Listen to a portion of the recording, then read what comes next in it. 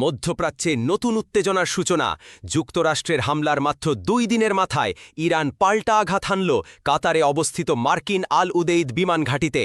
ইরানের ইসলামী বিপ্লবী গার্ডকোর জানিয়ে দিয়েছে, জাতীয় নিরাপত্তা আর সার্বভৌমত্ব রক্ষায় কোনো ছাড় নেই। কাতারে হামলার পর মধ্যপ্রাচ্যের আকাশসীমা বন্ধ করে দিতে হল কুয়েত, বাহরাইন এবং আমিরাতকে। সক্রিয় হয়ে ওঠে ইরাকের মার্কিন ঘাঁটির আকাশ প্রতিরক্ষা ব্যবস্থা। আর কাতার, সৌদি আরব, আমিরাত ও ফ্রান্স এই হামলার নিন্দা জানিয়েছে। তবে ইরান জানিয়েছে এটি কাতারের জনগণের বিরুদ্ধে নয়, বরং মার্কিন আগ্রাসনের জবাব।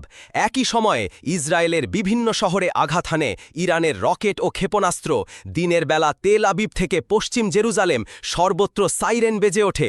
বিস্ফোরণে কেঁপে ওঠে দক্ষিণ ইসরায়েল। বিদ্যুৎ বিচ্ছিন্ন হয়ে পড়ে পুরো এলাকা।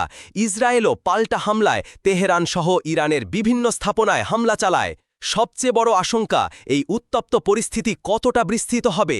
যুদ্ধ কি এবার পূর্ণমাত্রার আকার নেবে, আর কূটনীতিক সমাধানের পথ কি চিরতরে বন্ধ হয়ে যাচ্ছে? বিশ্ব এখন তাকিয়ে আছে জাতিসংঘের নিরাপত্তা পরিষদ আর কূটনীতিকদের দিকে।